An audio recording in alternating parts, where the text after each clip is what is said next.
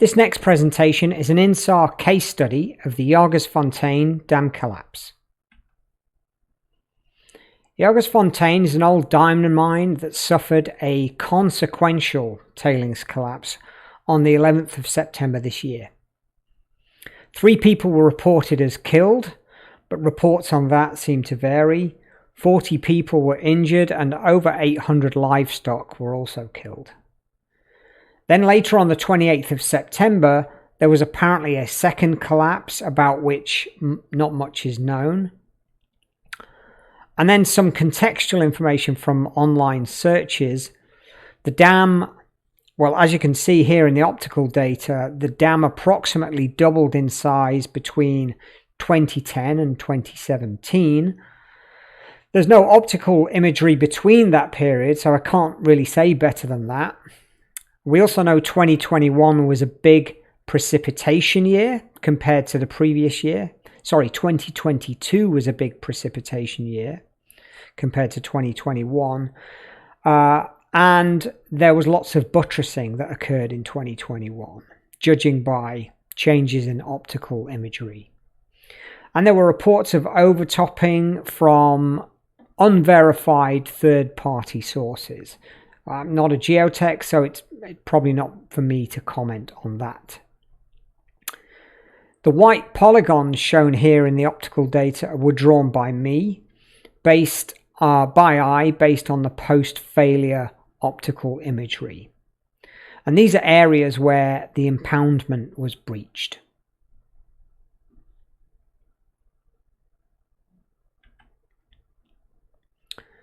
Jagersfontein is in central South Africa, about 400 kilometers inland.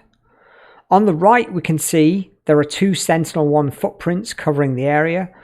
Both are acquired in ascending mode, which is as the satellite flies north, looking east. In this part of the world, there's no descending data from Sentinel-1, which is acquired whilst flying south, looking west. But these 2 footprints are independent data sets. I can't, for instance, take an image from each of them and make an interferogram because the perspectives are just too different.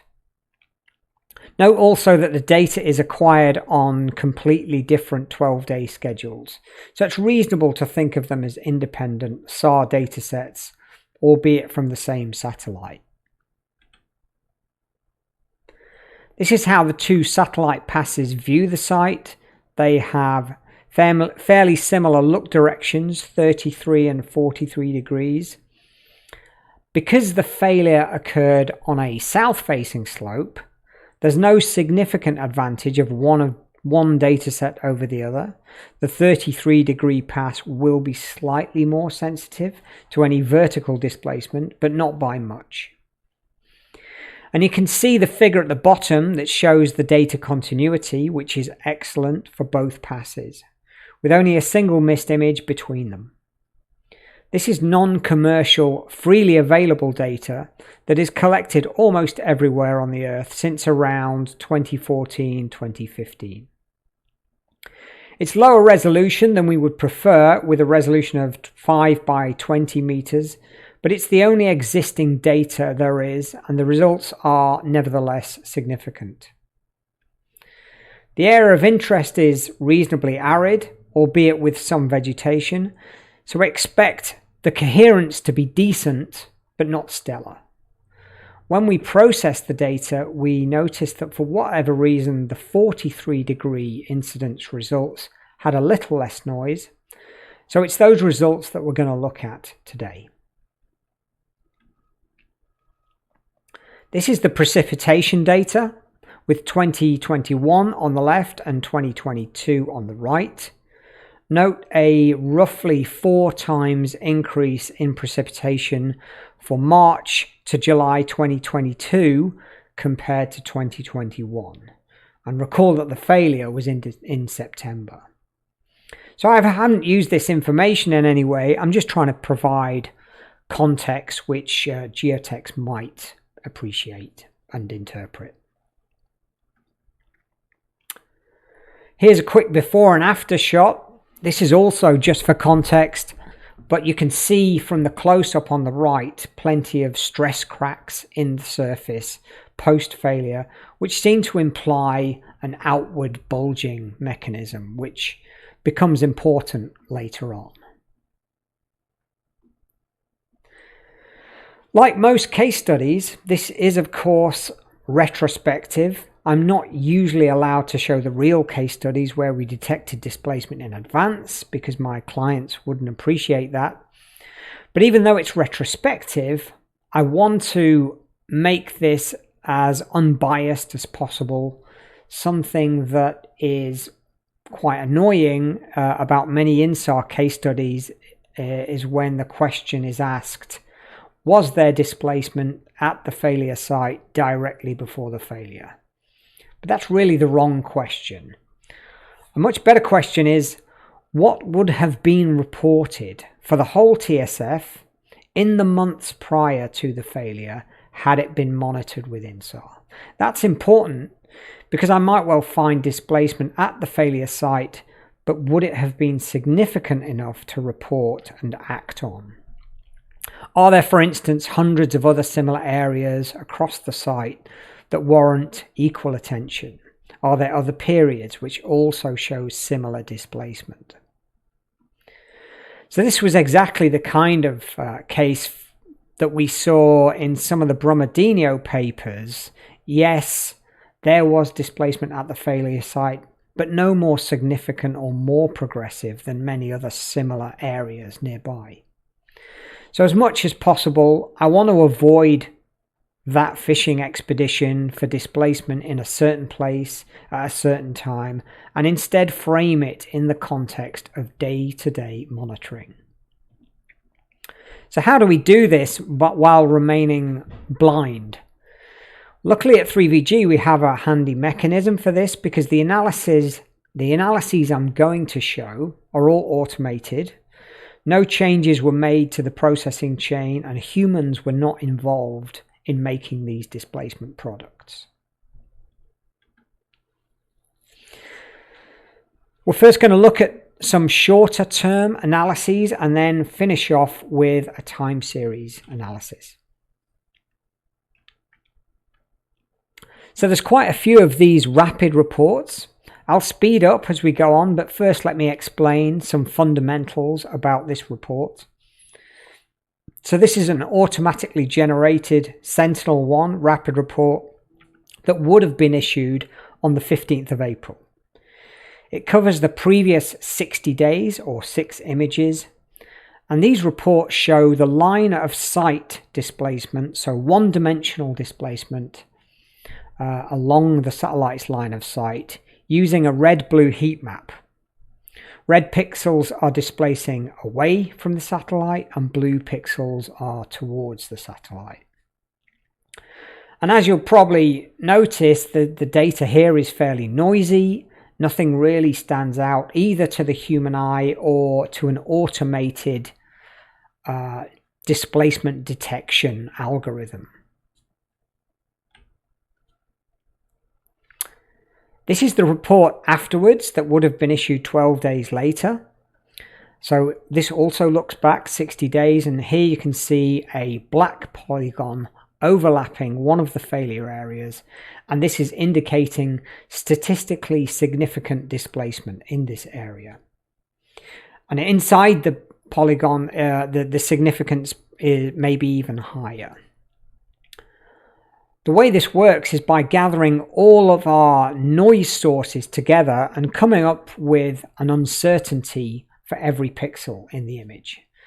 And then once we have that can be compared to our displacement estimates, and we have a signal to noise ratio for every pixel.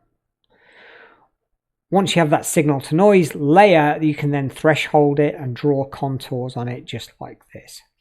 So this contour is drawn based on the signal to noise ratio, and in this case this area is significant to 4 standard deviations above the noise. And as I say, the area within it might be 5 standard deviations, or at the center could be 10 standard deviations. But 4 standard deviations is roughly equivalent to about a 1 in 15,000 chance of a false positive. So a fairly low likelihood of a false positive. As you can probably tell, the noise in this report is pretty high, but despite that, the displacement is significant enough to stand out above that high level of noise.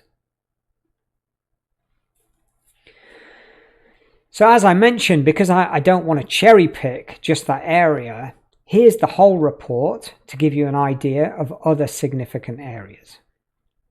You'll notice around the dam in particular, there are plenty of saturated reds indicating negative displacement on the dam wall, but only the area near the failure is statistically significant.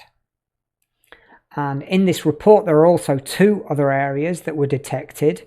The red area in the southwest is a stockpile, moving at around 3 centimeters a year. The yellow area within that indicates an area of acceleration in the past 60 days. And the blue area just to the east is a flat area showing clear positive displacement signal, so towards the satellite. And there's no obvious explanation as to what's going on there, but it seems to be definitely happening, and we can see it displacing steadily even if we look back as far as January 2021. So this is exactly what we would have reported had we been monitoring with Sentinel-1, and this is a full 4.5 months before the failure.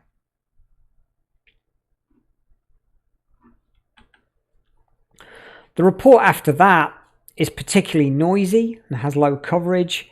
We're into the rainy period that I mentioned, so that might explain the lack of good coverage here. Note also that waterlogged ground after a rain event can persist and definitely would impact coherence. Coherence is a measure of signal quality. This next report, 12 days after, the contour that we saw in the second report, is back and has expanded and grown, and it's grown towards the direction of the lip of the dam. And a second area has also appeared near the top on the east side. It's mostly inside the pond, so maybe less of a concern. Very similar situation in the next report. So now 3 out of 4 of the last 4 reports are showing displacement in this area, which makes the likelihood of a false positive quite a bit lower. Remember though that we're still using the past 6 images, so there is some common data between these reports, and we can't yet say that the displacement we see here is definitely not due to some data artifact, for instance. Same story 12 days later. We're now 3 months out from failure. And again, notice in this report it shrinks a little bit. This may be a data quality issue rather than actual reduction in the area of displacement. And now again it's present, but it's again smaller. We're now 2 months to failure. We're approaching the end of the wet season, and again the size change may well be due to just a lack of coverage rather than the area getting smaller. In this report, the contour disappears entirely, and we can see that the coherence during this period is particularly low. And you'll notice that the results look a good deal more random. The report on the 1st of August is particularly interesting.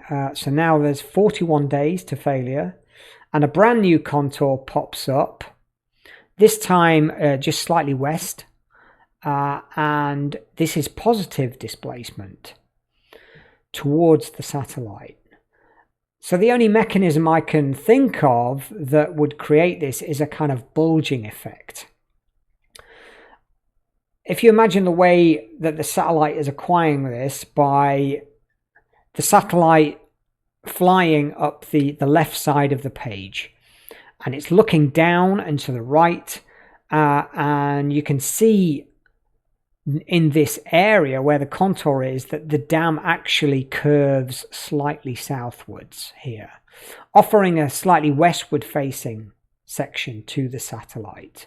So if this were moving and bulging outwards, we would expect positive displacement in this area.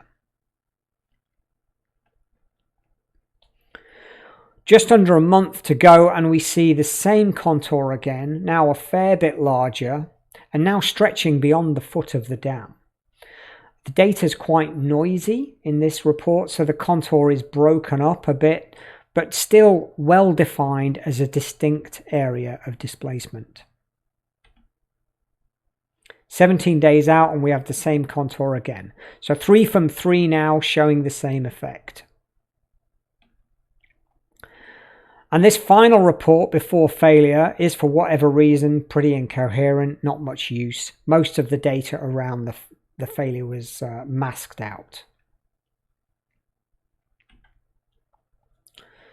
So here are all the displacement detection contours drawn together, and we have 3 distinct areas, the first of which appeared 4.5 months prior to the failure, and the last was 24 days before the failure.